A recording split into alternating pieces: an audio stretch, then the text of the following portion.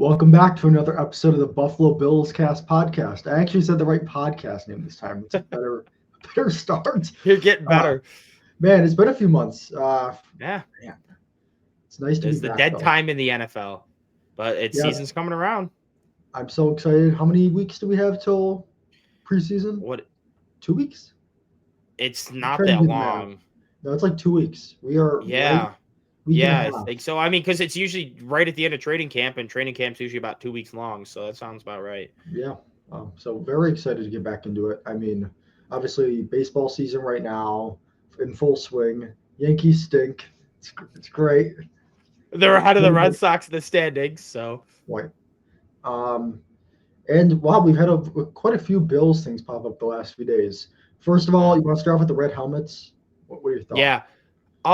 I mean, it's dope that they're bringing them back, and I'm not going to complain too much about, like, the week they chose. But, I mean, at the same time, like, out of all weeks, you pick week 18. Like, I'm not going to complain. I think it's cool and all. Like, I'm not going to be someone who just wants to complain about everything. But, I mean, honestly, like, really? You're going to pick – why not week 1? Come on. Against Baltimore? Imagine Thursday night football. Thursday night football with the red helmets would be kind of – really I was going to say debut in week 1, Sunday night against the Ravens.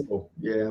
They're like how much discourse between like the Ravens and Bills. They've kind of become like, at least on Twitter, they're more rivals than the Bills and Chiefs are. I mean, not to the NFL word, but they've kind of become like de facto rivals. There's a little shit talking between the two teams last year at the end of the game. Yeah, and I just think that them coming into town, I mean, Baltimore and Buffalo, 2 of the top 3 teams in the AFC, 2 of the top 5 teams in the league. I think it would have been a perfect game to bring those red helmets out. But, I mean, week 18 could mean something. I hope it doesn't. I hope we have the 1 seed locked up.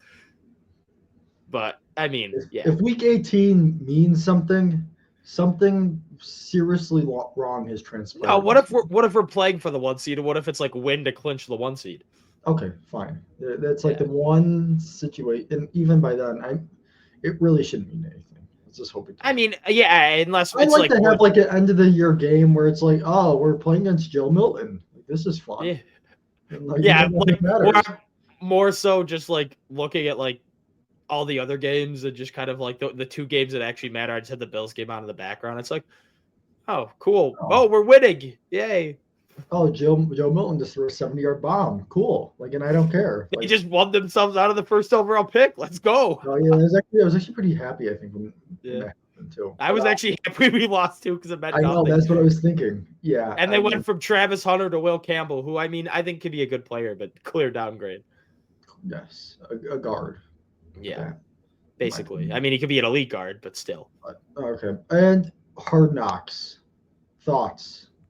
I mean, I don't have HBO Max anymore. I got rid of it because I had to start paying for ESPN Plus. But I think I'm going to get it back at least for like the month or I'm going to get it back for I just have been so busy lately. I mean, I've been working a lot, working at the new stadium, funny enough, so I get to see it transpire right in front of me. Fortunately, I can't post anything online or I'd get fired.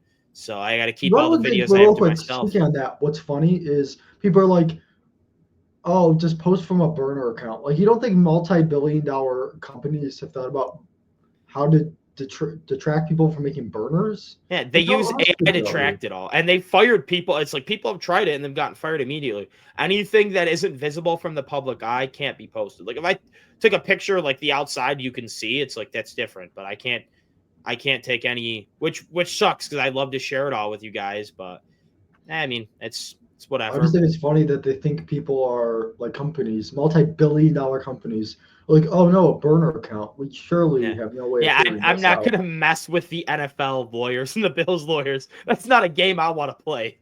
No. Yeah, but I think Hard Knocks is going to be awesome, man. Listen, everyone always says, "Oh, it's a curse," you know. I don't care. I want to see the behind the scenes of the Bills. I want to see Brandon Beane in action. It's going to be awesome. I want to see personalities. People are like, oh, well, they should be focused on winning a Super Bowl. You think these NFL players are going to let Hard Knocks, especially the Bills have been vying, you think they're going to let Hard Knocks in the preseason deter their focus? No, it's We're called not the Miami Dolphins, okay? Yeah, like, it's not. We're not the Dolphins. Yes, obviously their first focus is football, and it should be. But it doesn't have to be business 24/7. You got to have a little fun. If you're too focused or like to the point where you're miserable, then it's kind of working in the opposite direction. You got to lighten the mood. You got to have some fun to make it more enjoyable. And then you'll be more cohesive as a group. You'll get along better. The chemistry will be better. The vibes are flowing. And I think it's going to be fun to watch. Obviously, we got some personalities on the team. Dion, Trey White's back, Keon, Josh, obviously. It'll be cool to see how these guys are on TV. I mean, Dion's, I can already tell that dude's going to be so funny. All right, now I got an interesting question for you. Is who do you think is going to be one of the guys that you wouldn't think has like this crazy, fun, exuberant personality and is going to really like be a star on the show? I think that's an interesting process. I have my answer, but I want you to go first. Oh, that's tough. That's actually pretty tough. Because all the guys I'm thinking of, it's like, yeah, I could definitely see that. Really, the only two guys where I just don't see much of a personality out of them is like Matt Milano and James Cook. But I mean, maybe James Cook, but the contract negotiations could kind of put a halt in that, even though he's handled it very well recently. He's showing up to everything. He's not holding out. I do want to give him credit there, but I mean, both those guys seem like monotown. Everyone else, I can see the energy from them. I get actually here I got a good one. Connor McGovern. That'll be my answer. He seems like he could be a pretty fun guy, but off rip kind of seems like someone pretty serious. But I could see him being behind the scenes being pretty funny. Well, I feel like that's a lot of offensive linemen. Like at first, you're like, "Oh shit, he's huge. He looks angry," and then it's like, "Oh, like this guy's fun. He seems nice." Well, except for Dion's Dion, and then Spencer Brown.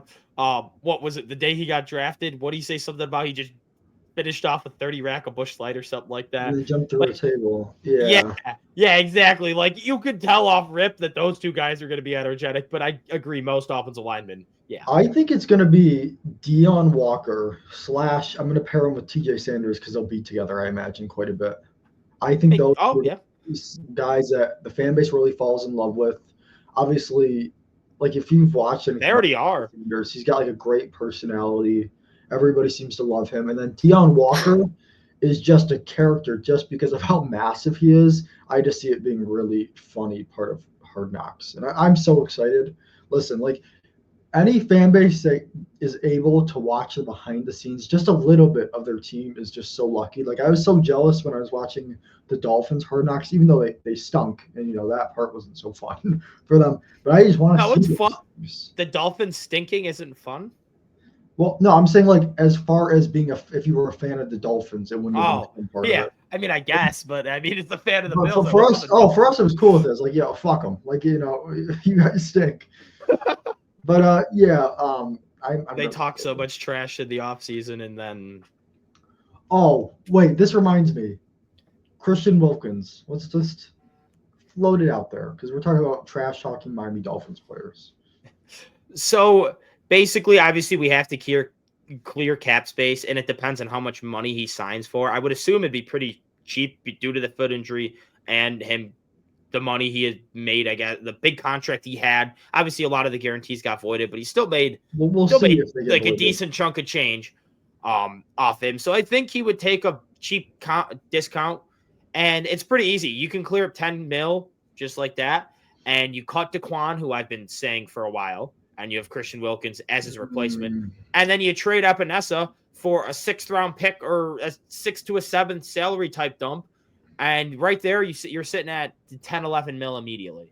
So my only thing is, I think there's like a decent chance Epinesa is gone because of how good the defensive end position is. I wouldn't even say good, but just how many bodies there are there. Yeah. And how his skill set doesn't. Barring any preseason injuries, it makes a lot of sense. Yeah. Like Javon Solomon's skill set's more valuable to the team. Obviously, Bosa is not going to be going anywhere. Obviously, Landon Jackson's not going to be going anywhere. Rousseau's not going, and Hoyt we just signed, so he's not going anywhere. So it's either Solomon or Epinesa. Epinesa saves you a lot of money. I'm praying it's Epinesa. I'm sorry. Yeah. I want Solomon on this football team. Solomon has much higher upside, and he's way cheaper. You clear up cap space for in-season moves by trading Epinesa. You don't with Solomon. You save nothing, and you lose all the upside that you got out of drafting him. My only thing is I would hope that you can just put Wilkins on injured reserve and you don't have to cut DeQuan at all. I From mean, a I money guess. perspective, you might need to. I understand that part, but there could also be a world where you say, "Hey, man, like we're gonna pay you this much money this year, but like, are you gonna play this year?" It doesn't really. The more you hear, the less it sounds like he's gonna be able to play this season. So maybe it's like, "Hey, man, we'll pay you to be in the building. You're gonna rehab, And the but train, next yeah, year is when we're really gonna pay you, and you're going to be some kind of an impact player on the defensive line." I just think makes people are sense. overblowing it with like, him and Josh Allen don't get along. I'm like, I don't give a fuck, man. If he's That an was impactful piece for a defensive line, you think Josh cares? yeah. No, he wants to win. So for me, that's Oh, insane. he touched me in the no places a couple times. I don't want to play football with him. Like, get I'm out of gonna here. clip that. We're gonna clip that and just out of context post on the Twitter page. All right, sounds good. All right, yeah, but I'm all in on the like. I'm not all in on the Christian Wilkins thing, but like the people are like, absolutely not. He's mean. Like, okay, man, shut up. Like, Yeah, I'll take him. I'll take Christian Wilkins, yeah. I'll regardless take of what his being foot looks like. with him being a big meaty weenie. Yeah, yeah. Like No. that's idiots sound like, but whatever. All right. Speaking of, we're gonna go to now the Bills' defensive line in camp. There's been some positive reports, I would say, about Javon Solomon we've seen so far. We've seen He's some taking nice, snaps with the first team. yeah. And then you have obviously Deion Walker. Everyone's calling him the dancing bear now because of the comments made by his fellow defensive linemen. And looking at him next to any of them, Daquan Jones, Ed Oliver, TJ Sanders, he makes them look small, which is, we Yeah. kind of knew this. But yeah, Dancing Bear. What do you think about the defensive line so far? What's excited you the most? And obviously, it's not really indicating anything because the defensive line in training camp is kind of just going through the motions. Yeah. What have you saw so far, and what have you liked? I mean, from every report and stuff I've seen, they've looked really good. Rousseau's looked good. Joey Bosa's looked healthy. It looks like that calf isn't really bothering him. TJ Sanders and Deion Walker looking really good.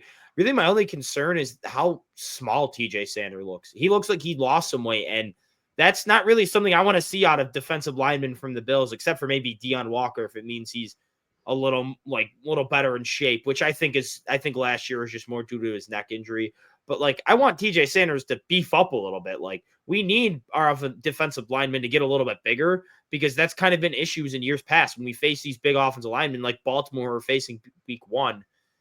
They just get pushed around. I mean, they usually hold their ground for the first half, but then like the second half, they just get so tired because they're so outsized. And I would just like to see TJ's kind of that in betweener of a one tech and a three tech. I like him to get a little bit bigger so we could eventually take over one tech roles more and more.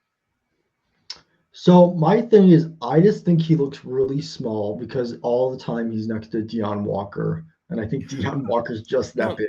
I'm not even saying that. Like, I think like at the pre-training camp press conference and like just Okay, first that's fair. photos of him arriving at training camp, he just looked smaller than he did like draft time, combine time. Like he just again, I don't know his exact weights. Like now I don't know what he's weighing right now. He just looked a lot smaller. I've seen other people comment that too. And yeah, it's nothing to do with I mean, everyone looks small next to Deion Walker, so it's not really even that. Yeah. I would say too, I guess if you really think about it, guys probably are a little bit lighter now than usual because of how much they have to eat. So I get what you're saying, but I wouldn't put too much stock into it basically. But I agree, you want them to bulk up long term at least. Yeah. Speaking of bulking up though, I guess I'll take this into someone I want to talk about.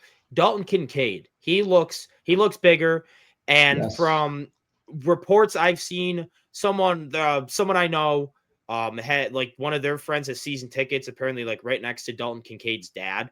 So they kind of have like I guess an inside scoop. He was weighing like at the end of the year last year like 235. He's up to 245 and plans to get 250 by the start of the season a 15-pound, and I'm assuming that's all muscle because all the reports we've Well, seen, not all muscle. you're right, not all, but I would say if he puts on 15, I'd say at least 10 pounds of that is muscle.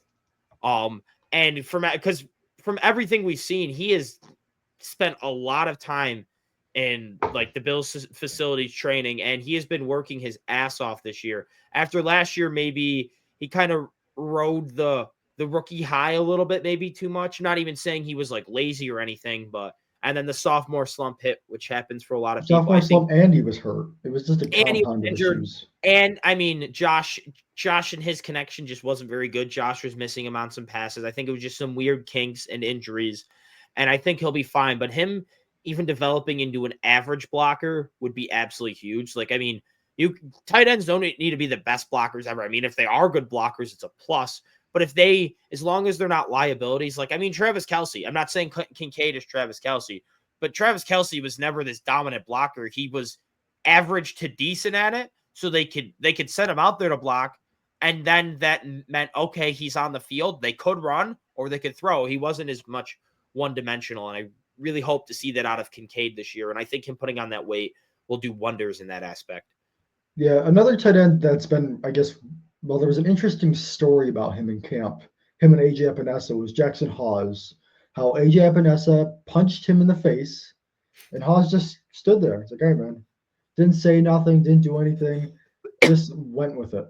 And I think Buffalo Bills fans are really going to like him. Obviously, a lot of his skill set is just blocking, but I think he's obviously going to get that tight end 3 job. He was the best blocking tight end, arguably, in the entire draft class. And then the Bills got him, and I think he's just going to fit like a glove, and that room's going to be a ton of fun this year. Obviously, I think Knox has been he's banged up a little bit too, so we'll see I with think he's that. But upgrade over Quentin Morris / Lee Smith, who we've had as the tight end 3 blocking tight end in years. And my thing is, I think with Hawes is we might see a little bit less Alec Anderson, because if Hawes is that good of a blocker, we don't need to run as much 6 offensive linemen. We throw him as the 6th offensive lineman that has more of a receiving upside, yeah, keeps I defense agree. on their toes more, and that would be huge to our rushing attack and passing attack. I just think it's more roster flexibility as a whole, and I think that's such Yeah, a huge thing for this is being able to deploy different units out there, run similar plays, but have different personnel. yeah, And I also I think agree. really it's insurance. Like, say, hey, one of your offensive linemen gets hurt, Alec Anderson's starting, and you don't feel as comfortable with another guy filling Alec Anderson's role as a 6th offensive lineman, you have Jackson Hawes. So I just Or think he's a really good. Dawson Oh or yeah, Dawson Knox gets injured or Kincaid gets injured, he's and hurt all right right, now. Yeah, exactly. And Kincaid and Knox are capable receivers. So you throw Hawes as that 12th, you do 12 personnel. Hawes can be a blocker, maybe a route every once in a while. And then you have the other tight end run the route, and it's okay, fine. It's not much is lost. absolutely. I think he's also long-term Knox insurance, but that's a different conversation we have That's down the a road at least. conversation for like next off Off season. season, yeah. Yeah. What have you thought about the wide receiver so far? Anything stick out to you? I think Keon Coleman's been a big talking point, but I'm Keon intrigued what you have Coleman's to say. been very polarizing, but yes, the drops are concerning, but I would rather. I saw someone on Twitter say this. Yes, I know what you're gonna Yes, say. Yes, yes, it was from Sloth Nose Ball. I would rather him drop I love wide open Sloth. pass. Shout out Sloth. I love Sloth when it comes to football. I've came this close to blocking him at least 20 times when it comes to basketball because he just trolls the Celtics. It's very annoying. It's just the stuff he says, it has to be trolling because there's no way someone can be this dumb. But especially because yeah, he knows football pretty well. But yeah, he's like, I would rather see him drop wide open passes than catch contested passes right now. Because Absolutely. him dropping wide open passes means he's gotten wide open, and that was his big issue last year was he couldn't get open. He had separation issues. Yes, his hands were questionable at times, and he had really good hands in college. I think that's something he will work through, especially in the offseason. You can just go hit the jugs machine and just repetition after repetition, your hands can get better. But the fact that he is getting open and they have found routes that have worked for him, like these digs and these like kind of like quick slants, these quick passes where he is explosive after the catch. He's very quick to turn up field after catching the ball. So if we can get him on these quick in space throws, I think it can do wonders for the offense. Again, the power slot everyone talks about. That's how we excelled at Florida State. And I think that's how we would excel in this offense. You put Keon as the power slot, Shakir as the slot, and then you have Palmer as your X, and Elijah Moore and Curtis Samuel kind of rotating in as that Y would be probably the most ideal wide receiving four-man wide receiving core you can have, in my opinion. I agree. And I think a big thing is let him play in the middle of the field. That is where he excels. That's where he's best. That's where he's best in college. Like you said, allow him to play to his strengths. And I think you can do that now with Elijah Moore, who, don't get me wrong, Elijah Moore probably also best in the slot, as pretty much everybody is. But Elijah Moore is a capable outside wide receiver. Josh Same thing Palmer with is a Curtis Samuel. Samuel, I'd say lesser of the two, but I agree to an Yes, I extent. agree. He can win routes, and he can be kind of like a short guy. Like he can win in the short intermediate outside. I'm not trusting him to go win deep balls or anything like that, but he can play out there and he can win some routes.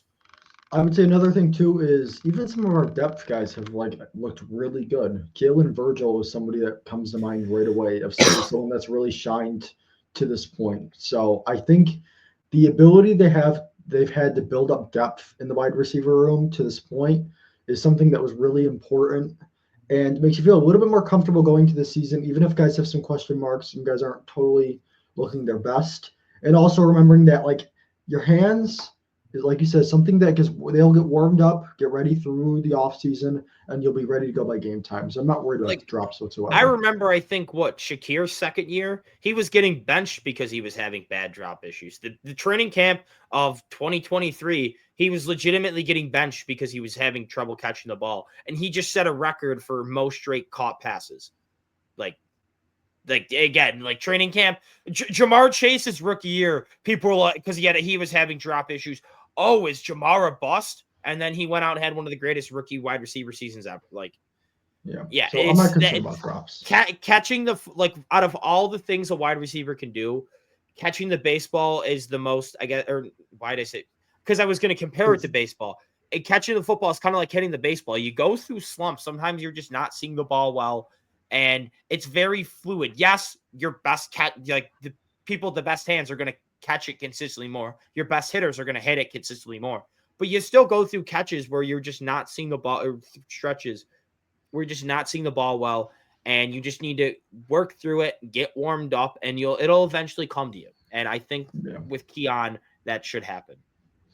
I agree. You got anything on the running backs outside of James Cook's there and he's playing? I mean, James Cook at the beginning of the offseason, I was gonna he's like, oh, he's a diva, he's handling this terribly. But now he's kind of turned it around. Yeah, he's done that social media stuff, but he has showed up. Yes. I think the big reason why is because he doesn't want to lose money. But at the same time, he has said he wants to show up and be there for his teammates. He wants to win while he's still here. He's not going to let that distract him, which is the right way to go. You can be like, I want money, I want to get paid, but you should still be showing up. There's certain situations like Trey Hendrickson. I totally understand, but especially as a running back, knowing the market, you should Especially for a definitely be like. Cincinnati Bengals player. You should just sit out this year. Just don't play. But like Trey Hendrickson's a little bit different because like they've been screwing him over from multiple off seasons now, and he's been asking for a Yeah, I deal, agree. and he's done nothing but put up crazy numbers. And they're also like really lowballing him. I don't think Brandon Beane's doing that. I think Hendrickson's asking for market value, and Cincinnati's lowballing him. I think Buffalo's offering Cook market value, and he wants more. Which like go get your bag. Like if he can get it from someone else, like go ahead. But I haven't changed on my stance. I don't really want to see anything more than about 12 mil per year, 3 year 36, 4 year 45 to 48, kind of is like my ceiling for a contract. Front loaded guarantees, back loaded contracts, stuff like that Bean always does, where there's an out before the final Yes. year. That's really all. Like, I don't want to, like, he wants 15 mil. I would rather spend that 15 mil elsewhere, like maybe on defense, and get that third or fourth round comp pick to go and just draft his replacement. Like, and you just keep the cycle of drafting running backs every couple of years. And you just like, how many times have teams won the Super Bowl while paying a running back a lot of money? I get the Eagles just did it, but before that, what was the last time that a running back was making a lot of money? One Seattle, like the Seahawks with Lynch. I don't even know how much he was making at that point, but Yeah, like top absolutely. teams usually rarely ever win with top running backs. Like, and I'm not even saying James Cook's not valuable. I'm not in the camp that, oh, he's so replaceable, he's pointless on the team. Like, he does a lot of things well, and a run game will get worse without him. But he plays 50% of the snaps, and he's not like he's a Derrick Henry. Like Derrick Henry only plays like 50, 60% of the snaps, but when he gets the ball, has best running back multiple in football. 2,000-yard seasons. Yeah, he's the best pure runner in football. Like, yeah, if James Cook was that, then yeah, give him the money. But he's not. He's a very good running back, plays the system really well, but he's not dominant enough to make up for his, I guess, lack as a receiving. Lack thereof, Lack as yeah, a third down back because he's a decent receiving threat, but inconsistent hands and a bad pass blocker paired with Ray Davis and Ty Johnson being some of the better third down backs in the league, kind of just hurts his value a little bit, at least in Buffalo. agreed. And as far as quarterback, Josh Allen's still good at football. That's really all I care about. Yeah, I mean, as long as we have Josh Allen playing like Josh Allen, we're going to be contenders. So that's nice. Let's just hope we can get one. Just get. All I need is one. All I need is one. All right, defense. We talked about defensive line a little bit. Shout out AJ Epinesa for punching someone in the face. That was cool. Talked about Javon Solomon. Linebackers, I feel like there's like linebacker is a position I felt like was pretty odd. Like they didn't add to it in the offseason. Like we knew what the position was, but he was just.